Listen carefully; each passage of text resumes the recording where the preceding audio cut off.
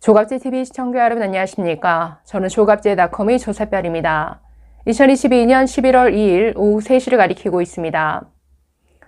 오늘 오전 북한이 울릉도 방향으로 탄도미사일 3발을 발사했고 이 중 한 발이 NLL 이남으로 떨어졌다라는 소식을 전해드렸습니다. 미사일이 떨어진 지점이 속초에서 불과 57km 떨어진 해상입니다. 그리고 울릉도에서는 서북 방향으로 163km 떨어진 지점이었습니다. 북한이 쏜 미사일이 NLL 이남, 그것도 우리 영해에 근접해서 떨어진 것은 분단 이후에 처음 있는 일이죠. 이에 대해서 윤석열 대통령은 오늘 오전 긴급 NSC를 소집했는데 북한 도발에 대해서 실질적인 영토 침해 행위다라고 지적했습니다.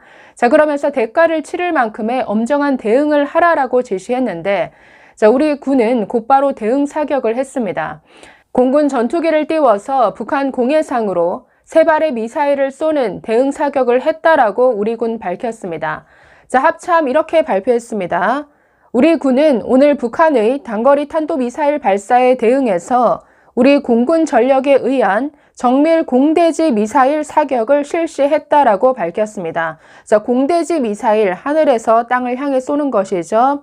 우리 공군 F-15K 또 KF-16의 정밀 공대지 미사일 3발을 동해 NLL 이북 공해상 북한이 도발한 미사일의 낙탄 지역과 상응한 거리의 해상에 정밀 사격을 실시했다라고 밝혔습니다. 즉 북한이 도발한 그 미사일이 떨어진 지점에 상응한 북한 그 공해 그 해상에 미사일 3발을 쐈다. 이렇게 밝혔습니다. 오늘 NSC 회의에서 윤석열 대통령은 이렇게 발언했습니다. 오늘 북한의 도발이 분단 이후 처음으로 NLL을 침범하여 자행된 미사일에 의한 실질적 영토 침해 행위다라고 지적하고 우리 사회와 한미 동맹을 흔들어 보려는 북한의 어떠한 시도도 통하지 않을 것이다 라고 밝혔습니다. 그러면서 북한의 도발이 분명한 대가를 치르도록 엄정한 대응을 신속히 취하라. 이렇게 지시했습니다. 그러니까 이런 지시 이후에 공군의 어떤 전투기 대응 사격이 있었던 것으로 보입니다. 북한의 이런 도발은 명백한 9.19 군사합의 위반이죠. 그렇기 때문에 북한 너네가 9.19 군사합의를 전면적으로 위반한 것이다. 그렇기 때문에 군사합의 이거 파기한다. 이제 파기를 선언해야죠. 그리고 국제사회에 북한이 어떤 집단인지를 끊임없이 환기시키는 이런 여론전도 해야 될 것으로 보입니다. 아니 중국과 러시아를 겨냥한 것이겠죠. 북한은 이런 약속 따위는 지키지 않는 믿을 수 없는 집단이다. 앞으로 7차 핵실험이 있을 경우에 국제사회가 다 같이 엄정한 대응을 한다. 이런 여론을 좀 조성할 필요는 있을 것으로 보입니다. 전문가들은 이런 북한의 도발에 대해서 좌시하면 계속적으로 동해, 서해 계속 이런 국지적인 도발을 계속할 것이기 때문에 아주 압도적인 이런 대응을 해야 된다라고 다 지적하고 있습니다. 그런데 사실 한계가 있죠. 아니 이제 7차 핵실험을 앞두고 있는데 봄부터 계속 북한은 7차 핵실험 감행할 것이다. 계속 말이 나왔습니다. 다만 그 시기를 조율 중이다. 그래서 지난 시진핑의 어떤 황제 등극 그 이후 그리고 11월 8일에 있는 미국의 중간 선거 그 중간쯤에 이런 핵실험을 감행하지 않겠느냐 이런 예상이 많았습니다. 그런데 이런 핵실험이 다 예견되는데 계속 지연되는 것은 뭔가 이건 북한의 어떤 사정이 있는 것으로 보인다. 보다 더 고도화된 이런 핵실험을 질적으로 고도화된 핵실험을 준비하고 있는 것 아니냐 이런 여러 가지 분석들이 있습니다. 문제는 우리가 어떻게 대응하냐라는 것인데 북한 핵 보유 기정사실화되어 있죠. 그러면 아니 핵에 맞서는 방법은 핵밖에 없는데 그러면 우리가 핵 무장을 하든지 아니면 전술핵을 배치를 하든지 아니면 그 이외에 나토식 핵 공유 그리고 이 윤석열 정부가 계속 얘기하고 있는 어떤 확장 억제의 강화 이런 여러 가지 대안을 얘기하고 있습니다.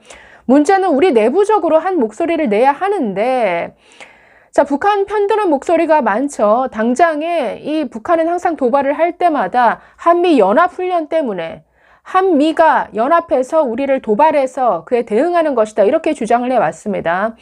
지난 31일부터 5일간의 일정으로 지금 비질런트 스톰 한미 연합 공중훈련이 실시 중인데 이걸 핑계 삼아서 도발을 감행한 것이죠.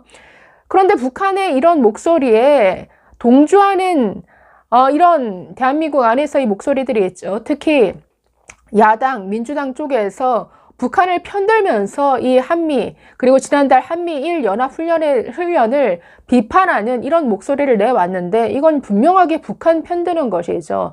그렇기 때문에 이런 목소리에 대해서는 너 북한 편드는 것이냐, 왜 한미동맹을 흔들려고 하는 이런 북한 편에 서는 것이냐, 엄정하게 대응해야 될 것으로 보입니다. 자, 이뿐 아니라 며칠 전에 이재명 민주당 대표는 필립 골드버그 주한 미국 대사를 만나서는 전술핵 배치는 일고의 가치도 없는 얘기다라고 주장을 했죠. 아니, 이재명 대표는 지난달에 있었던 한미일 해상연합훈련에 대해서도 극단적인 친일 행위다라는 정말 황당한 발언까지 했었습니다. 아니, 북한이 뭐 미사일을 쏘든 말든 핵을 쏘든 말든 그냥 우리 이 남한, 대한민국은 그냥 맞아 죽으라는 얘기인가요? 그러니까 당연히 전술핵 배치든 핵 무장이든 핵 공유든 여러 가지 대안을 얘기하고 당연히 우리 안보에 대해서 우리가 그냥 한미 동맹에만 기댈 게 아니라 뭔가 준비하는 이런 모양이어야 되는데 오히려 그걸 평화를 깨트리는 무슨 전쟁 광들의 이런 목소리처럼 치부하는데 내 이런 목소리 사라지게 만들어야죠. 자, 저는 지난달 그 필립 골드버그 미국 대사 초청 관훈 토론회에 참석한 적이 있습니다.